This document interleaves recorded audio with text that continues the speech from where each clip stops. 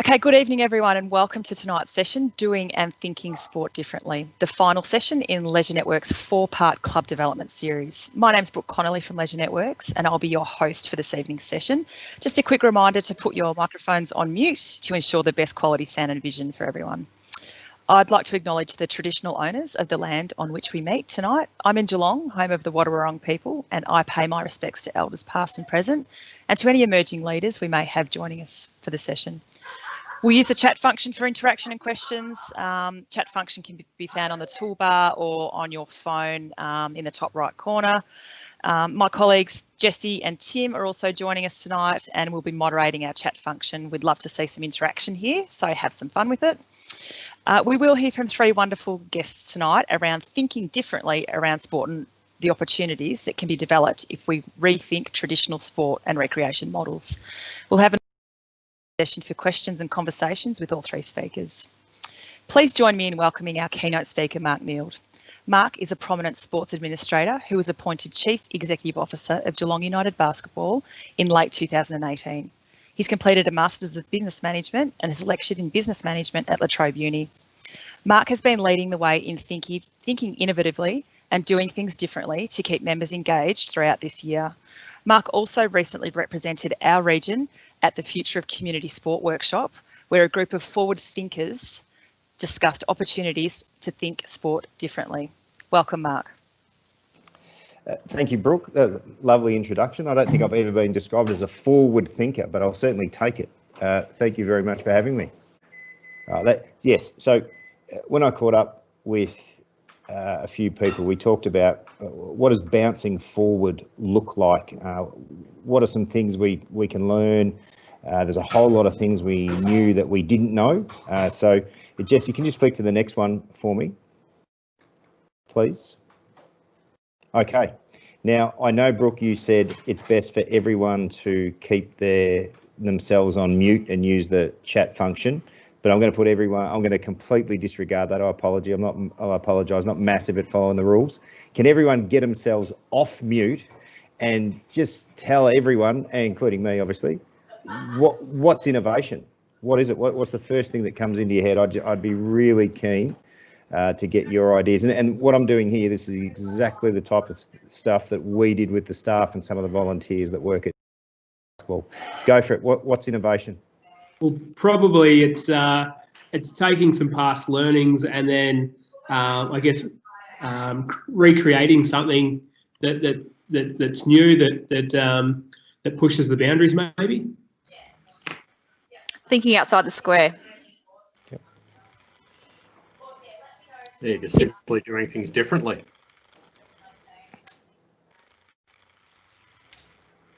Thinking up different solutions to an issue or a problem you may have or may foresee. Probably looking at a problem from a different point of view, different angle. All those things that you've said there are exactly the response. Well, actually, all bar one. Similar responses to what we had as a staff and with volunteers. One of the things I thought was really important was to actually define what innovation was before actually asking our staff to become innovators and come up with innovative ideas. We thought it was really important. The one thing which is completely different, that I've done this a few times, this is the first group that hasn't mentioned that innovation is technology. Normally when I've done this in the past, the first thing that comes to mind of people is the use of technology, and you almost have to unwind that to get the answers that you provided, which is a good thing, which is a great thing. Jessie, can you flick to the next one, please? I'm not going to read that for you. I would love for you to read that second dot point, digest it, and then try and work out what it means. Try and work out why I would put that up when we're talking about bouncing forward from a sports/business perspective after a COVID-19 shutdown. Go for it.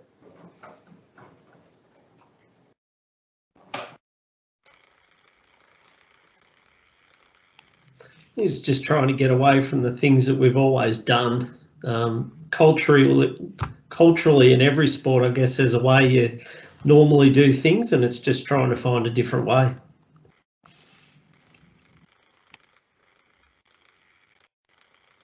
Yeah, I guess it's spot on. A little bit of moving outside of what we're normally bound by, and tapping into an opportunity to start fresh, and to COVID was a period in which we were able to reset things, and this could have been that sort of opportunity, I guess. It's probably a bit about engaging people who would normally not be involved in that sort of process as well. I think that the game's changed, hasn't it? It's like the jigsaw puzzle's been chucked upside down, and you've got a great opportunity to look at it differently from, and I think that's where leaders sort of encourage people with different thoughts to come up with different options to solve the problems.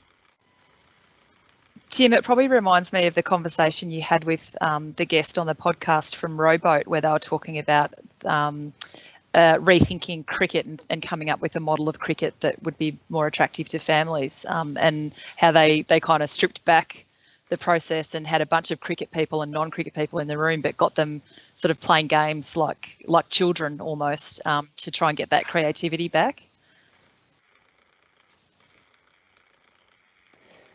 I think from my point of view, those responses are again spot on. Chris, I think it was you that said effectively the game, whatever that is for you, has changed. And I think we at basketball have spoken a lot about, we believe we have to resist the temptation to compare everything today to what it was before March, because that could be fraught with danger. It's not about, I suppose, lamenting what we haven't got. It's actually go the other way, celebrate what we can do and what we have got. I've always been a big believer, or I suppose maybe not a forward thinker, Brooke, but a questioner. I've always questioned that the concept of having one person at the front of a room get up and deliver something, or one person who sits above everybody else on an organisational chart, or one person being the coach, this concept that one person must have all the answers because she or he has a particular role within a group. To me, it's very much about the experiences and the ideas. They're actually in every mind that's in that group. And it is perhaps one of the biggest roles of the person that is the CEO in this case, or the coach, or the skipper, or whatever the term is that puts that person out the front. The art is, how can you draw out that creativity that is in everybody's minds? And sometimes it was mentioned before that it doesn't always come natural to people to share those ideas. But if we are to bounce forward in this new world, and we are to do it together, and we need innovation to do that, perhaps the first innovation is to look at our questioning and the activities that we get each other to do. So for me, it's very much meshing everything that you've said about looking at the past learnings, looking for different solutions, looking outside the box. How can we generate all that? How do we get the people that are going to be involved to help us? Because that's the knowledge that's really important. And if you're standing regularly or sitting in front of 10, 5, 10, 15, 20 people, whatever it is, that you as one individual will be able to provide all the information and have more experience with them, I think is also fraught with danger. So it's really about let's create an environment where we can get these creative ideas that possibly trapped, that might be too strong, get them out of their minds, and let's put them in the mix. Jesse, can you flick forward for me, please? Well, I just want to take you through, again, from here. This is something we tried. It's not perfect, but it's got us to, we think, an interesting spot today. And I'd really like your feedback on it. If you've got any questions, and look, to think that if you could take one thing from this and go and put it in your own sport, that would be awesome. If you can't, hopefully you'll enjoy the next 5 minutes anyway. One of the things I said before that we were really keen to do was, if we're going to talk about let's come up with all these innovations, we actually needed to understand what it meant. So we just talked about it and got everybody's ideas. And these following dot points, they're not earth-shattering, but for us it came a little bit of a centre, if you like, that we could go back to. For us, we had innovation as it was about the way that we thought, and it was the way that we behave. It is very much connected to any system that we design. Now, a system for us for everybody, it could be as simple as how you enter a stadium in our case, to how you communicate with one another, to how you push the information out to your stakeholders, to what a new game may be. Brooke, you mentioned before, might be a system in designing new games. Collaboration and communication. This hit us, I suppose, this was a really good eye-opener. In some organisations, and this is not meant to be disrespectful at all, it's just a fact, that having a thorough, thought-through, clear communication process can actually be an innovation. It doesn't need to, you don't need to spend thousands of dollars on a tech system. If you just have some type of communication system to your stakeholders that's clear, that could be an innovation. Yes, it can touch on technology. For us, again, the final piece for us was for us to get through this, and if we want to be known for innovation, or at least use that as a vehicle to get back on track, how can we educate at all levels, from the volunteer level to the junior participant, to the coach, to the president, to the senior participant, to the staff, to the board member? How do we do that? They're the discussions that we had. We did think that creating a culture of innovation was the way to go. So we came up with a great statement as a group of staff, and some coaches were involved. And then the question was, okay, that sounds awesome. How do we do that? We thought we had the why, because we want to survive, we want to bounce forward, we want to involve everybody. How do you do it? It was the big question for us. Jess, your turn, mate, to go forward, please. All right. We came up with some simple things that I've used before, and they are basic when you think about it, but in certain cases they will be an innovation, but we can use them to get a lot of information. The first thing we did, we sat around in a Zoom meeting or Teams meeting like we are currently now. We had some warning, and the question was just bring your ideas to the table. It was a really basic concept, and the rules of engagement, that was my language that I used, the rules of engagement was that we just kept going around the screen, one idea at a time. People would just ask to input the idea. I would write it down. It was basic, if you like. I do have an education background. It was as basic as almost a primary school brainstorm, where nothing was up for debate. There was no questions needed, just give us your ideas. And that took, maybe you noticed before at the very start of this, I'm also a believer that it's okay to have a pregnant pause when you're in a meeting or a Zoom meeting with people that you know or people you don't know. And if you can do one early, it's supposed to be, according to all the great literature on how to run a meeting, it's supposed to be okay. It gets people used to them.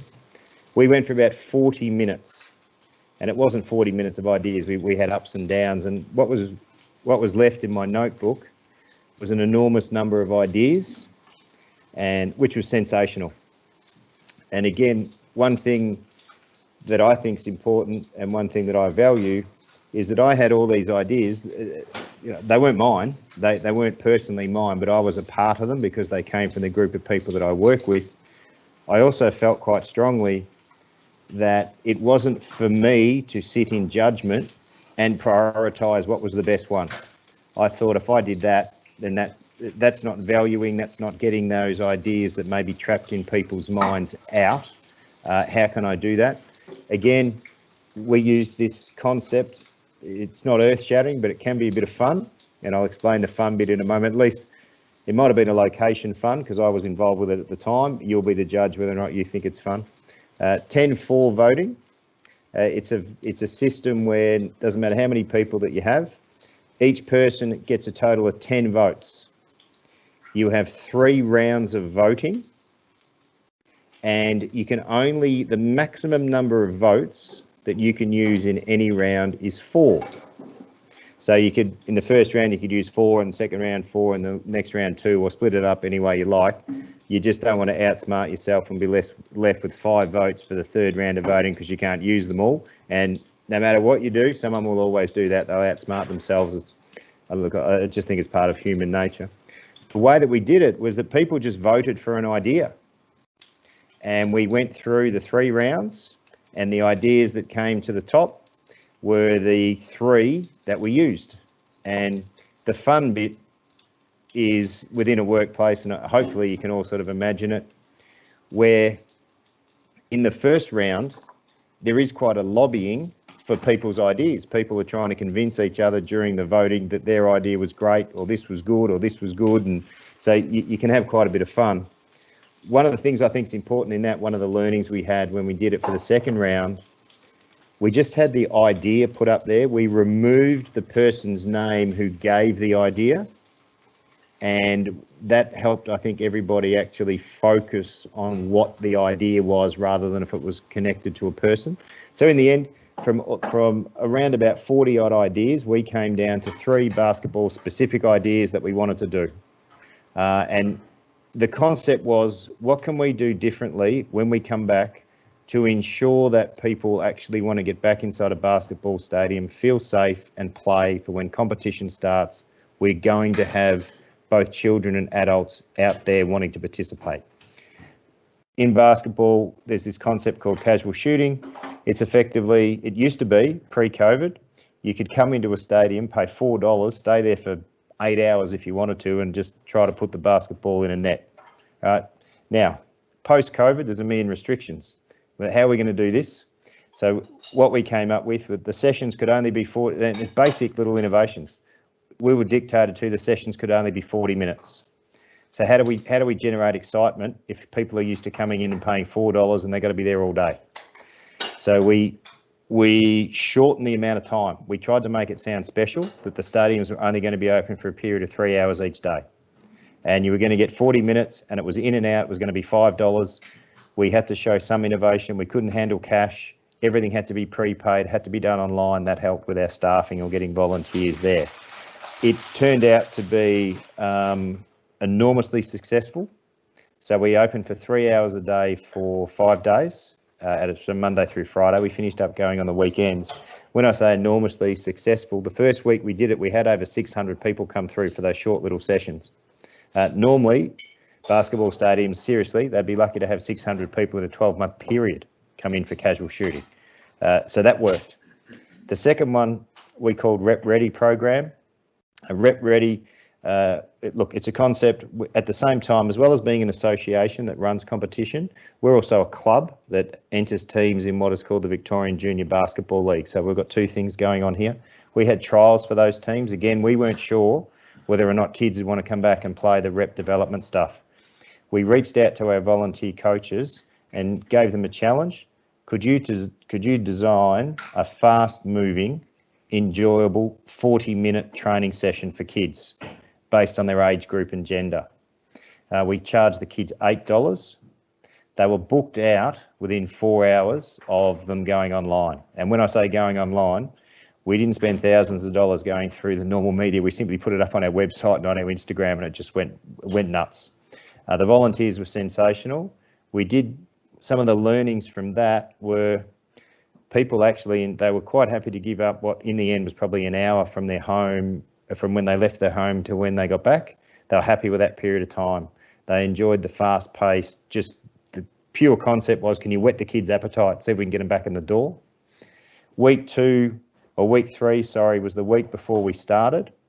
Right, how can we get kids ready to go? They're ready to play. They're sick of just doing the skills. So we just organised what they call pickup games, and it was effectively get 4 mates, come in the stadium, you got 40 minutes, find another 4 people that are hovering around, see if you can organise a game, referee yourselves, we'll keep you safe, we'll make sure that the place is being cleaned, those types of things. So they were the 3 things that came out of the concept of having input meeting, doing a 10-4 voting. How do we get people organised? That's what we did. Jesse, your turn, mate. Right, where'd we get to? Well, we got up and going. We're still going. We're into our second week, which is great.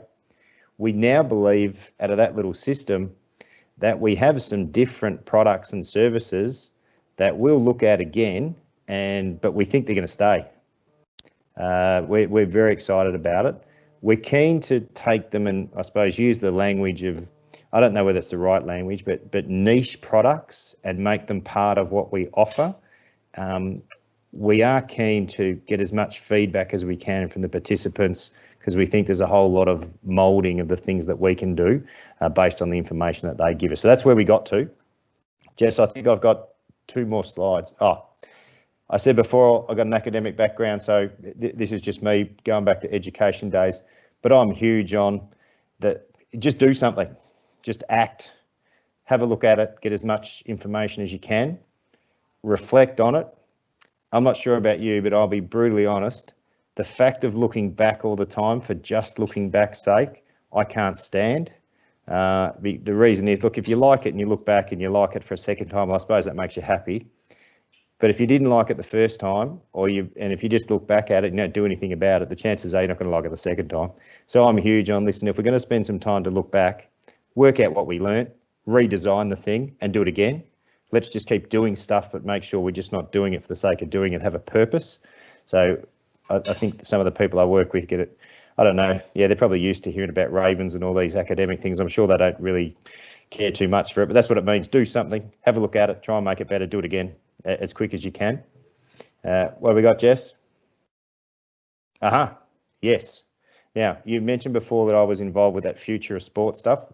Now, this is something I've been noticing for a little while, and something that the people in basketball have been noticing, and it's becoming more evident every day we're open.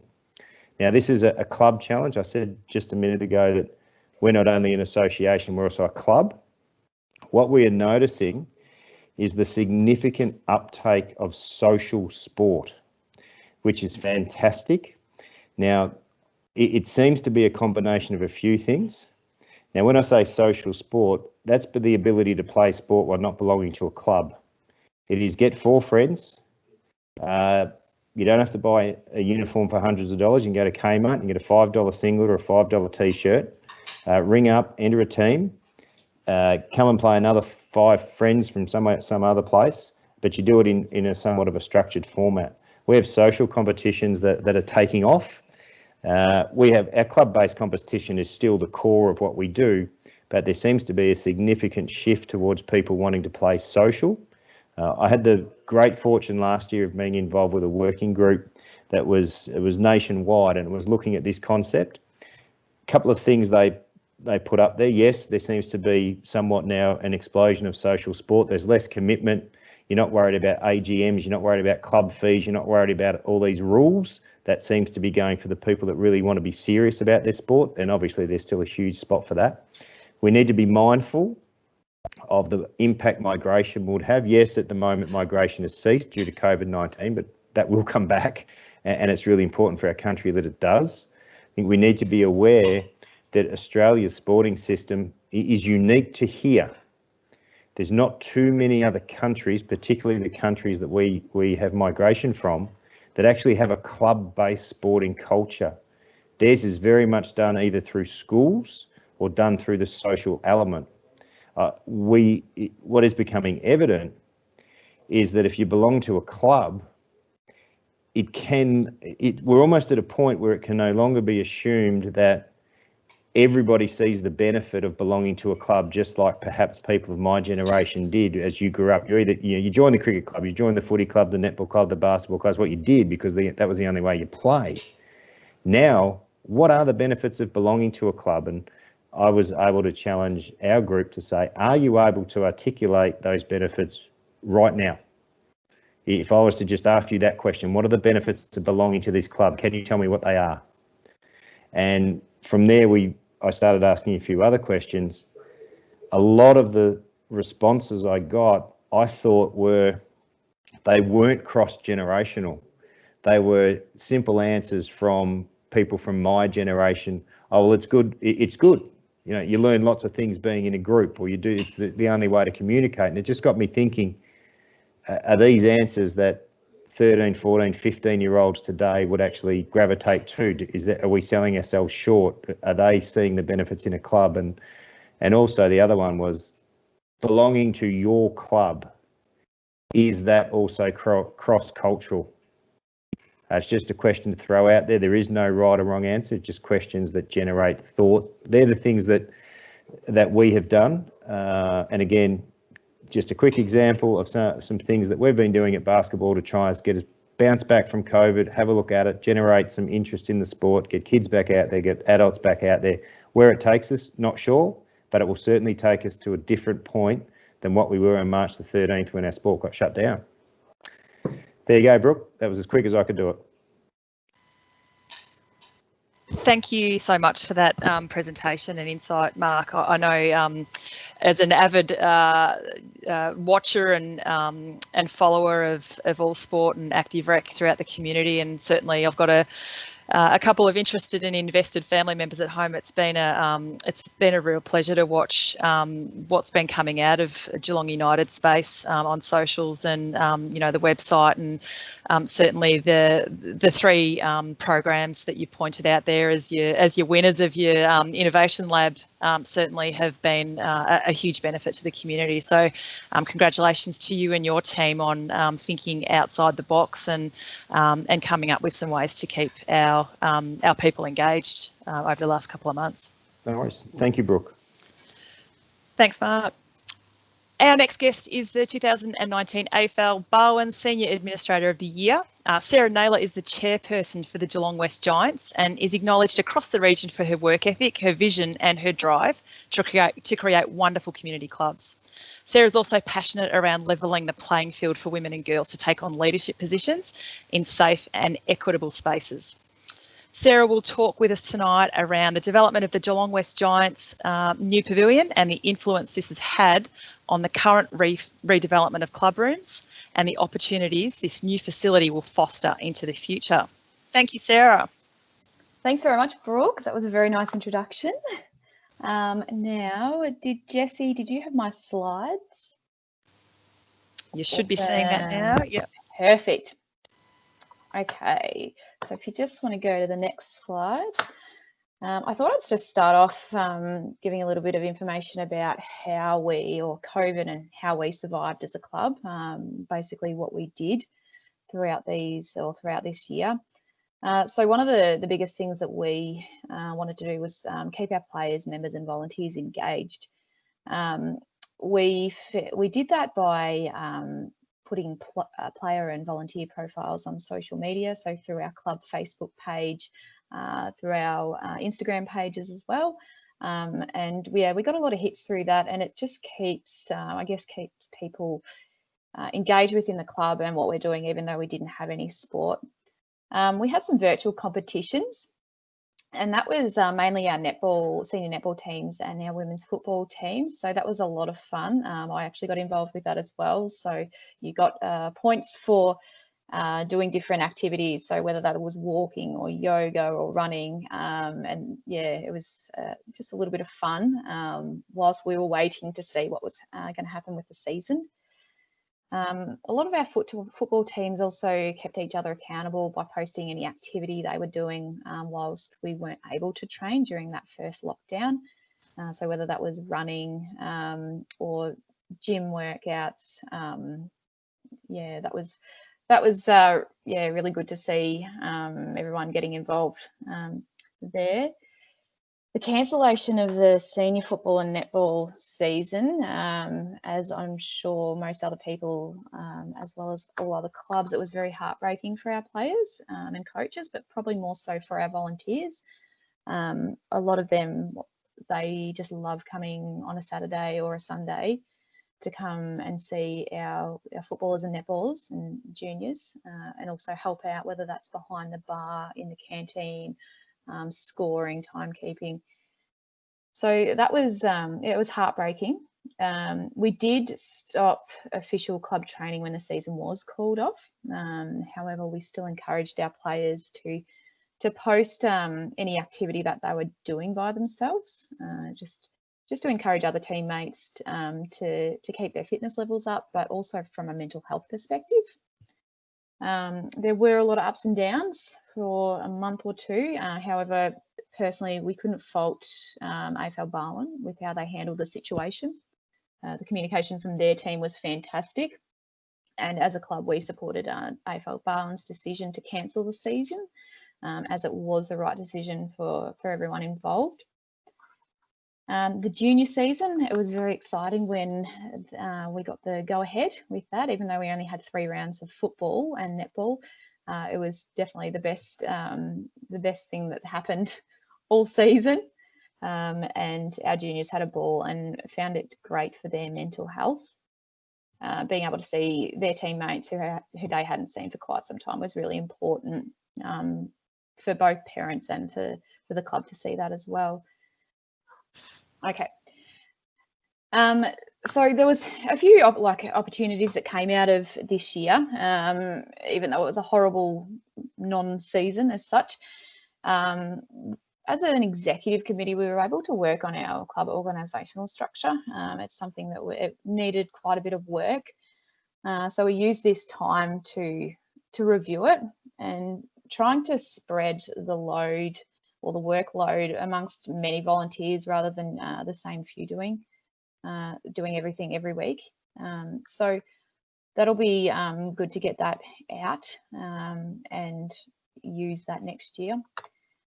We also did a lot of supporting sponsors, as we didn't have much content to go on our social or through our social media platforms. We used that space to feature our sponsors more than what we usually would.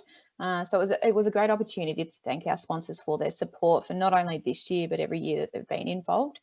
We had quite a lot of sponsors keep their money in for this year, which was fantastic, and it really helped our club come out the other side of COVID.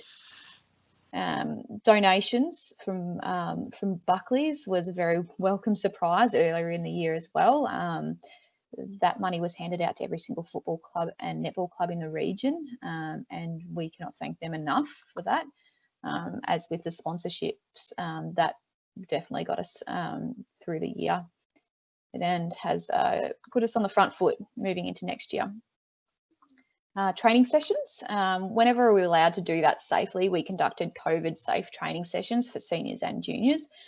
Seniors was short-lived compared to the juniors, but we were still able to get our players down to training in small non-contact groups, which was really important for everyone just to see each other rather than being stuck at home, because a lot of our players were actually working from home or did lose their jobs. And moving on to the redevelopment, the progress with the football and netball season being cancelled, Plan Group, who are the builders there, they were able to have full uninterrupted access to West Oval, which has them on track to finish as scheduled. And if you just want to move to the next slide, please, Jessie. It should be up now. Awesome, thank you. So just wanted to give you a quick rundown on how it all became a reality. So it was a process that probably took many years, with a lot of meetings between the two clubs. So it was Geelong West St. Peter's and Geelong West Cheetahs. And we had to decide what the best structure would be for us moving forward for both clubs. And it was decided we would become one club through a joint venture, and we would field football and netball teams in both the GFNL and GDFNL. So it's essentially Division 1 competition in the region and Division 3 competition in the region. So in 2017, we became the Geelong West Giants. There had been talks for quite a lot of years about a redevelopment of West Oval, and even talking to some of our volunteers who have been around for many, many years. They cannot believe it's actually happening. And even when we went through the other day, saw a bit of a tear in the eye of one of them. So it was really heartwarming to see that, because a lot of people have done a lot of work to try and make this happen. The catalyst was becoming one club. So we were two football clubs using the same facilities, you know, similar sponsors, sorry. So it made sense. We were both struggling teams in our different leagues. So it made sense to join forces and become a stronger club. Many people, as I mentioned, from the club advocated for the development to occur, and we were lucky enough to get funding from both the state government and the City of Greater Geelong. Once notification was received that we were successful receiving the money, planning began, and reps from the club were heavily involved in the planning and the design process, and that include it wasn't just the Giants that had a say in what was happening. We've also got the Geelong West Rams, which is cricket, and also Geelong Cycling Club. So they have, like, we've all been involved in the whole process, which has been really good. Once construction began, there have been monthly project reference group meetings with so that's cricket, cycling, football, netball, AFL Barwon, representatives from Sport and Rec Vic, Plan Group, which are the builders, and also council. I was actually at one tonight before I came home to do this. So council have been absolutely fantastic through this process, as have Plan Group, and we've had a lot of input along the way. So whether it was the other week we were changing where a TV was going to be located, and then earlier on in the piece there were bigger decisions about regarding the layout of the function space. So where did we want the kitchen? How do we want the bar to look like? Even we changed the entrance way. So there was meant to be sort of a breezeway, but we didn't like that, so we completely changed that. So that was really early on in the piece, but council and the builders have been fantastic, trying to meet any requirements that we need or wanted. COVID was sort of a blessing in disguise for our redevelopment, in that the builders had full uninterrupted access to the space, and they could get stuck into the construction works whilst there was no football or netball. So they just took over the whole site and just went for it, it's been really good for us, because they are on schedule. So we hope to have it for footy and netball next year when it starts. Can you just change the slide, please, Jesse? Yep. And I've just got a couple of pictures here, just to go. So this was the site plan, and up in the top left-hand corner there, the original netball courts. But we've also got some additional, two third courts going just underneath that. So that's actually going to be utilised for, it's going to have a basketball hoop on one side of it, and then the netball ring on the other side, so they can just flip around. So it's a bit of a multi-use purpose there. In the middle up the top where you can see the blue highlighted facility there, that is the whole new facility. And then the old facility was to the right of that, which will now be gone, and that is all car parking. So that's basically it. And can you go to the next slide, please? Yeah, just seeing everything go up, that was really fantastic for all of us to see. And if you just want to go to the next slide. Should be up now. Yep. Beautiful. And that was actually taken last week. So that's some of our footballers training on the oval in front of it, which was a really cool picture. So most of the outside is done there, and now going through tonight, they're fitting everything off. So it's on schedule, and we're very, very excited to get in there. And if you can go to the last slide. That should be up now. Cool. And that's just the what's next slide, is it? Yep. Awesome. So, there we go. So what's next for us and the new facility? So it's going to be the largest regional facility outside of GMHBA Stadium, which is really exciting for not only the user groups, so the clubs that are at West Oval, but also the community. We want to make sure it's utilised by everyone.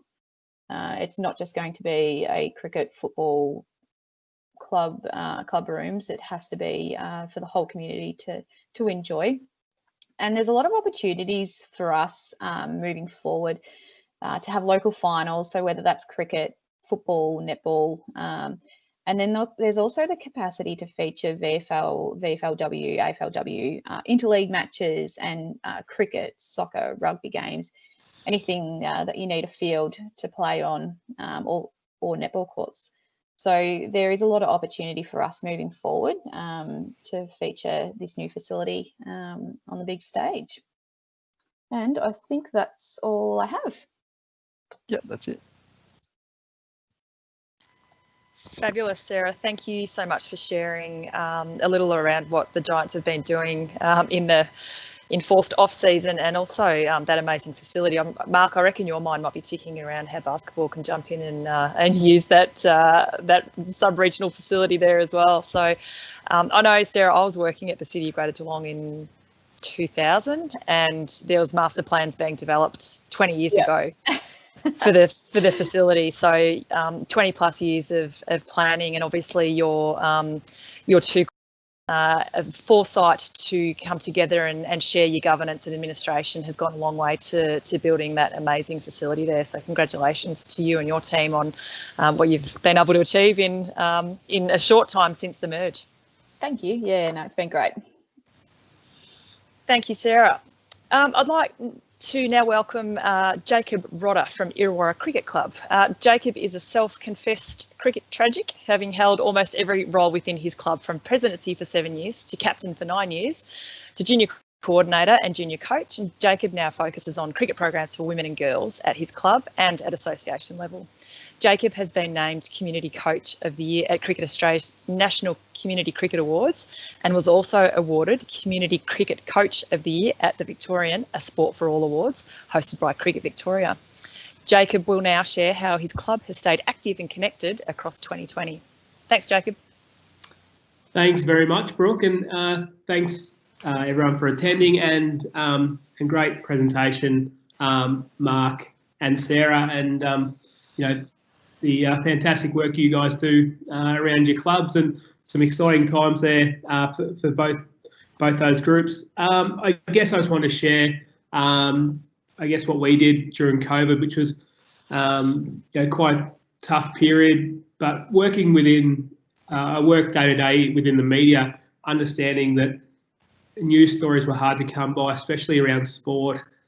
Apart from everything was very COVID heavy around the time, and saw the opportunity off the back of seeing Drysdale Football Club doing something similar.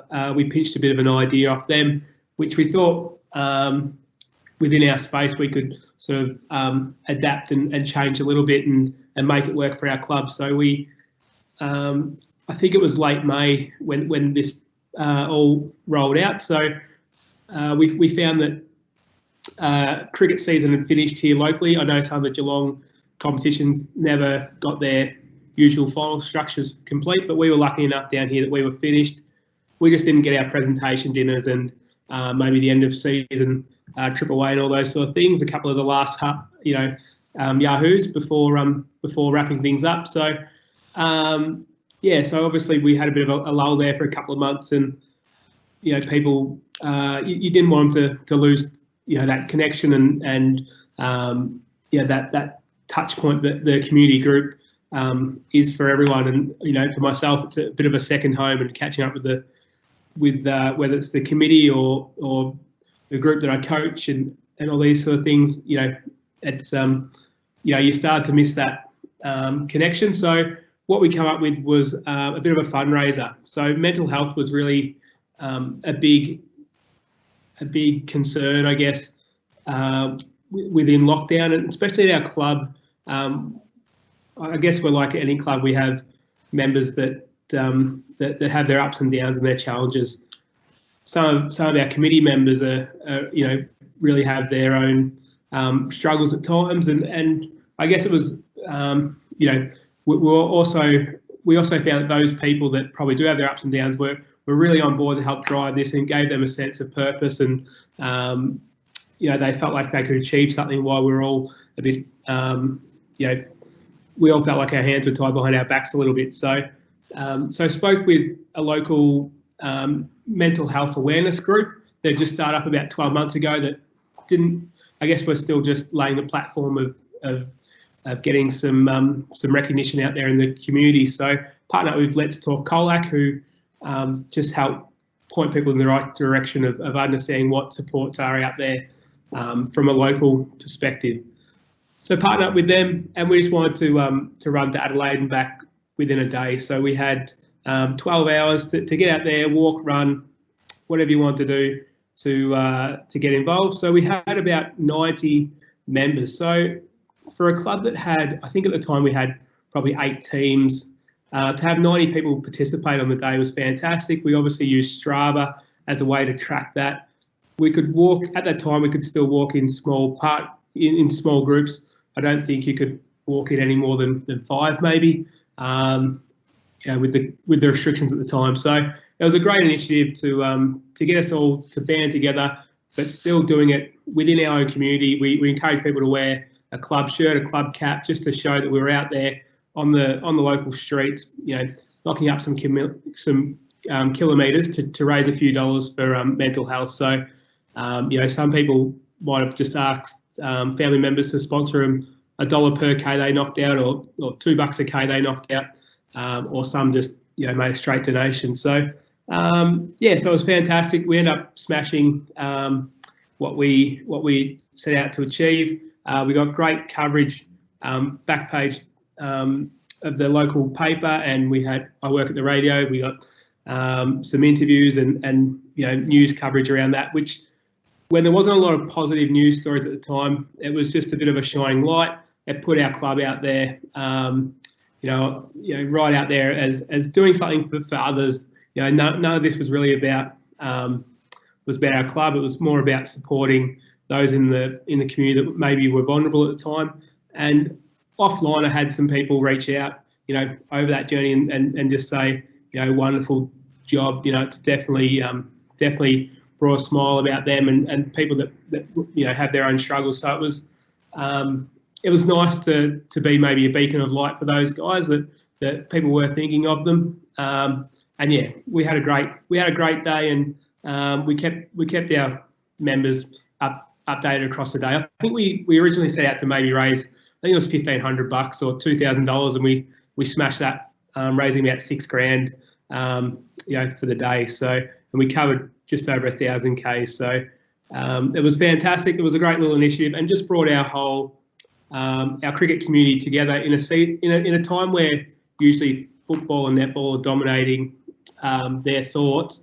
They didn't have that either. So we saw the opportunity, a bit of a gap in the market there, to kind of engage our member base, and then also the wider community in what a group can do and be powerful and be role models and that across the community. So I guess that's what we want to do as a cricket club. We don't want to be just about playing sport. We also want to be role models for the community and put back where we can. I know our club are big on we usually have one function a year where we focus on a different charity. We have a young bloke who just made his top grade debut who's 15, who has cystic fibrosis. So last year during the season we had a bit of a day for him and raised $4,000 or $5,000 for those guys too. So yeah, really cool to be able to do that. And obviously, no, there's a bigger picture than just our club. It's about the community, I guess. So yeah, it was cool to put ourselves out there in that platform. So yeah, so it all come just off an idea that we basically pinched and just ran with from another club that did something similar. So I think that really helped then kickstart us back in once cricket got the green light. We were still sort of in people's thoughts, and obviously there was that pent up demand that they wanted to get back in and involved. But we had been in touch with them, I guess, a few months earlier around this type of event, rather than sometimes you might lose the groups for 6 months in the off season. So yeah, I think that sort of covers sort of what we did as a club, along with a few other little things. But that was probably the main thing we did.